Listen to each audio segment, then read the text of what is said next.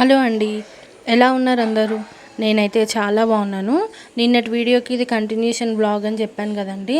ఇంకా మార్నింగ్ నుంచి అంట్లు తోముదాం అనుకొని ఇంకా నేనైతే తోమలేదు. నాకు ఇంట్రెస్ట్ లేదు. పైగా మూడ్ కూడా కొంచెం బాగాలేదనమాట.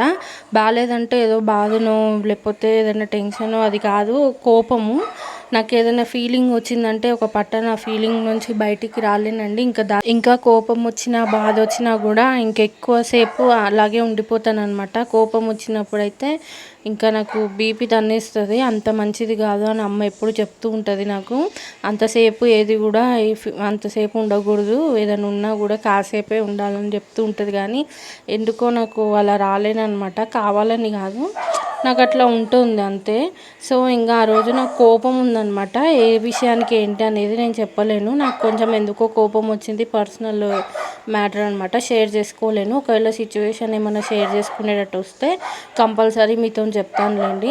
అయితే బాగా కోపం వచ్చేసి ఇంకా మా అమ్మతో డిస్కషన్ అయితే పెట్టాను అనమాట. నాకు ఏ ఫీలింగ్ వచ్చినా ఒకవేళ నేను మా ఇంట్లో ఉన్నాను అనుకోండి, మా ఇంటి దగ్గర ఉన్నా కూడా అమ్మకు ఫోన్ చేసి గంటలు గంటలు ఇంకా ఆ టాపిక్ గురించి మాట్లాడుతూ ఉంటా, ఇంకా షేర్ చేసుకుంటూ ఉంటానన్నమాట.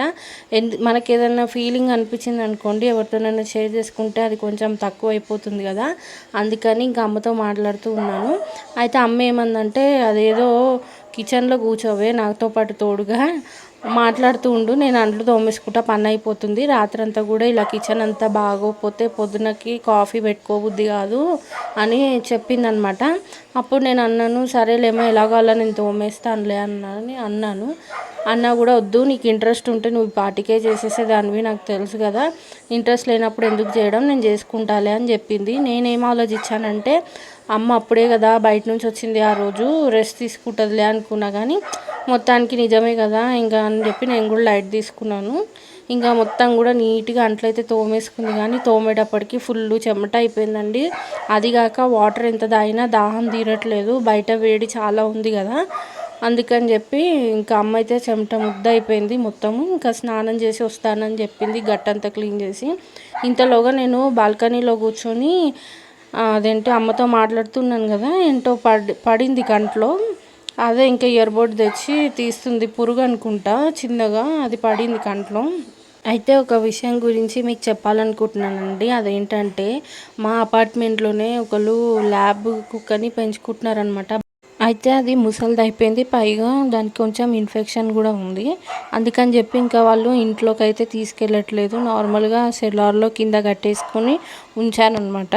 అయితే వీళ్ళు ఎక్కడికి వెళ్ళినా సరే, అంటే బయట విదేశాలకు కానీ ఇంకెక్కడికైనా వాళ్ళు తిరగడానికి వెళ్ళినప్పుడు దీన్ని కింద కట్టేస్తారనమాట. సెల్లార్లో కట్టేసి ఇంకా వాచ్మెన్ వాళ్ళకి అప్పగించి వెళ్తారనమాట. ఇంకా దానికి ఫుడ్ పెట్టాలన్నా వాచ్మెన్ వాళ్ళే పెడతారు. ఇంకా దాన్ని బయట అంటే బాత్రూమ్ వెళ్ళడానికి తిప్పుతాం కదా, దానికోసమైనా కూడా ఇంకా వాచ్మెన్ వాళ్ళే తిప్పుతారనమాట. ఇంకా వాళ్ళు లేని పక్షాన ఇంకా మెయింటెనెన్స్ ఎవరైతే ఉంటారో వాళ్ళు దానికి ఫుడ్ వేయడం అది చేస్తూ ఉంటారంట.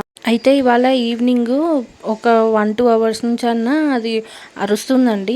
నార్మల్గా మేమేమనుకున్నామంటే, అంటే ఇట్లా అపార్ట్మెంట్లో ఎవరో ఒకరు తిరుగుతూ ఉంటారు కదా, అందుకని అరుస్తుందేమో అని అనుకుని నేను అమ్మ అట్లా లైట్ తీసుకున్నాం అనమాట. కానీ అన్నయ్య అబ్జర్వ్ చేసి ఎందుకు ఇంతసేపటి నుంచి అరుస్తుంది అని చెప్పి కిందికి వెళ్ళి చూశాడండి. చూస్తేనేమో దాని దగ్గర అసలు ఫుడ్ లేదు, వాటర్ లేదు, ఇంకా బాత్రూమ్ కూడా అక్కడ చుట్టుపక్కల ఎక్కడో కూర్చున్న చోటనే వెళ్ళి ఉందంట. అయితే ఇంకా అన్నయ్య ఏం చేశాడంటే పైనకు వచ్చి చెప్పాడనమాట అమ్మకి. చెప్తే ఇంకా మా అన్నయ్య ఏం చేస్తున్నాడంటే, ఒక న్యూస్ పేపర్ ఉంటుంది కదా ఇంట్లో పాతది వాడంది, మా పింటూ పెడిగ్రీ ఉంటుంది కదా వాడికి తెచ్చింది, అవే తీసుకెళ్ళి పెడుతుంటే అమ్మ చూసి దాని ఫుడ్ అక్కడ ఉంటుంది అని చెప్పి చెప్పింది. అన్నయ్యకి తెలియదు కాబట్టి అమ్మ కూడా కిందికి వెళ్ళిందండి. ఇంకా దానికి ఫుడ్ పెట్టి వాటర్ పెడితే గబా గబా తినిందంట అండి, ఫుల్ ఆకలితోని తినిందంట. వీళ్ళు కిందికి వెళ్ళి పైకి వచ్చేలోపు మళ్ళీ అది కామ్ అయిపోయిందండి. అసలు అరుపు లేదు, ఏం లేదు, అంత ఆకలి వేసినట్టుంది పాపం, అందుకని అరిచినట్టుంది. వీళ్ళు ఇంకా అది చూసి దానికి పెట్టొచ్చిన తర్వాత చాలా బాధ అనిపించిందండి. అసలు ఇట్లా వదిలేళ్తే కుక్కల పరిస్థితి ఏంటి, పోనీ వాళ్ళంతా పెంచుకోలేకపోతే వాళ్ళకి అంత ప్రాబ్లం అనిపిస్తే ఈ బ్లూ క్రాస్ అలాంటివి ఉంటాయి కదా, వాళ్ళకన్నా అప్పచెప్పచ్చు కదా. పోనీ దాన్ని ఫ్రీగా వదిలేస్తానన్నా దానంతటా దాని మనన అదేదో తిరుగుతుంది కదా అని అనిపించింది. పైనకు వచ్చాక చాలాసేపు కూడా మేము బాధపడ్డాము. అన్నయ్య కనుక చూడకపోతే దాని పరిస్థితి ఏమవునో, రాత్రంతా పాపం ఆకలితో అలాగే అలమటించిపోయేదేమో అని అనిపించింది. మేము కూడా అందుకనే మా పింటూని అసలు ఎవరు చూసుకోరు వాడిని. కాకపోతే ఎవరైనా చూస్తా అన్నా కూడా వాళ్ళకి అప్పచెప్పి మేము వెళ్ళలేమన్నమాట. ఎందుకంటే మాకు భయమే, వీడు ఉండలేడు. మా ఎంజాయ్మెంట్స్ ఏమన్నా మానుకోవడానికైనా మేము రెడీయే, కానీ వాడినైతే మేము ఎక్కడ కూడా వదిలివెళ్ళడానికి అసలు రెడీగా ఉండమన్నమాట. మా నలుగురిలో ఎవరో ఒకళ్ళము మా ఎంజాయ్మెంట్ని సాక్రిఫైస్ అయినా చేసి వాడిని చూసుకుంటామండి. ఇలాంటి ఒక టఫ్ సిచ్యువేషన్ మాకు వచ్చింది.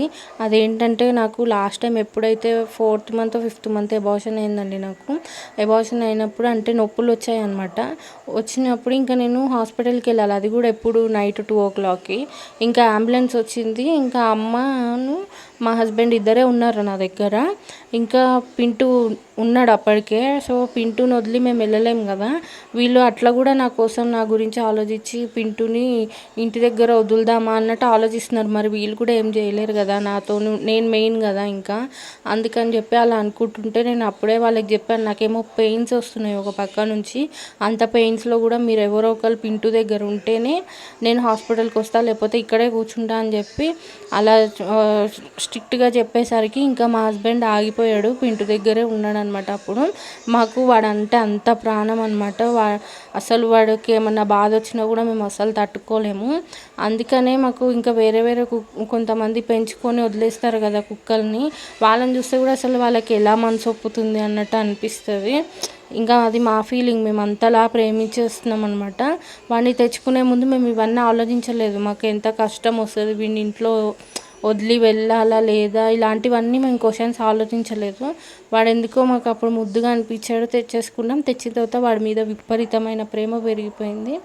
సో ఇవాళ జరిగిన సిచ్యువేషన్కి అయితే నాకు చాలా బాధ అనిపించింది అనమాట. నిజంగానే అన్నయ్య వెళ్ళి చూడకపోతే అది ఆకలికి రాత్రంతా అలా అరుస్తూనే ఉండేదేమో. గత 1-2 hours నుంచి అరుస్తుందంటే మామూలు మాట కాదు కదా. ఇంకా వాచ్మెన్ వాళ్ళు లేరనమాట ఇవాళ. వాచ్మెన్ వాళ్ళు కూడా లేకపోయేసరికి దానికి ఫుడ్ వేయడానికి ఎవరు లేరు. అందుకనే పాపం అలా అరిచి ఇంకా ఫుడ్ పెట్టంగానే గబగబా తినేసిందంట. సో అదనమాట. ఇంకా అమ్మ పని అంతా కిచెన్లో అయిపోయిన తర్వాత ఫుల్ దాహం వేస్తుంది. ఇంకా వాటర్ తాగినా కూడా మనకి దాహం తీరట్లేదు అని చెప్పి ఇంకా మజ్జిగ చేసుకొని తాగేస్తుంది. అప్పటికే అన్నంట్లు తోమేటప్పటికి నీరసం అయిపోయింది అనమాట. కొంచెం మజ్జిగ తాగేటప్పటికి ఇంకా సెట్ అయిపోయింది. సో ఇంకా నైట్ డిన్నర్లోకి మేమైతే నూడిల్స్ చేసుకుంటున్నామండి. చాలా రోజులు అయిపోయింది ఈ మధ్య నూడిల్సే తినట్లేదు మేము. ఇంతకీ నేను అమ్మని ఎందుకు మోసం చేశాను అనేది చెప్తాను కదా ఈ వీడియోలో. అదేంటంటే మార్నింగ్ అమ్మ ఫ్యామిలీ ఫంక్షన్కి వెళ్ళేటప్పుడు నాకు చెప్పింది, అంట్లో ఒకటి తోమేసుకోమ్మా అని చెప్పింది. సరే అమ్మ తోముతానని చెప్పి తోమలేదు కదా. అదే నేను చేసిన మోసం అనమాట. నాకే బాధ అనిపించింది తోమకుండా ఉన్నందుకు. పాపం అమ్మకు కూడా ఓపిక అవ్వట్లేదు కదండి. అయినా కూడా అమ్మనే చేసుకోవాల్సి వచ్చింది కదా అని అన్నంట్లు తోమాక నాకు బాధ అనిపించింది అనమాట. యాక్చువల్గా చెప్పాలంటే ఈ 2 days కూడా వీడియోలో నేను అసలు ఎక్కువగా కనపడలేదు కదా. కొంచెం రెస్ట్ తీసుకుంటున్నానండి. నార్మల్గా లేడీస్ ప్రాబ్లం వచ్చిందనమాట. అందుకని ఇంకా నేను ఎక్కువ పని అయితే చేయలేదు ఇంట్లో. ఏదైనా పని చేస్తే మీకు కనిపించేదాన్ని. కాకపోతే నేనే రెస్ట్ తీసుకున్నాను ఓపిక లేక. నయమైంది అమ్మ దగ్గర ఉన్నప్పుడే కొంచెం రెస్ట్ దొరికింది నాకు. అమ్మ కూడా నాకేం పని చెప్పకుండా తనే చేసుకుందనమాట. అందుకని వీడియోలో ఎక్కువ కనబడలేకపోయాను. నాకు అంత ఇంట్రెస్ట్ కూడా లేకుండింది వీడియో తీయాలని. ఇంకా అమ్మ చేస్తున్న పనులే తీసి అప్లోడ్ అయితే చేస్తున్నానండి. సో ఇవాళకి అయితే ఇంతేనండి ఈ వీడియో మీకు నచ్చిందని అనుకుంటున్నాను. నచ్చితే కనుక తప్పకుండా లైక్ చేయండి. కొత్తగా నా ఛానల్ని చూసిన వాళ్ళైతే ప్లీజ్ దయచేసి నా ఛానల్ని సబ్స్క్రైబ్ చేసుకోండి. మరొక వీడియోలో మళ్ళీ కలుద్దాం. అంతవరకు thanks for watching. Take care. Bye bye.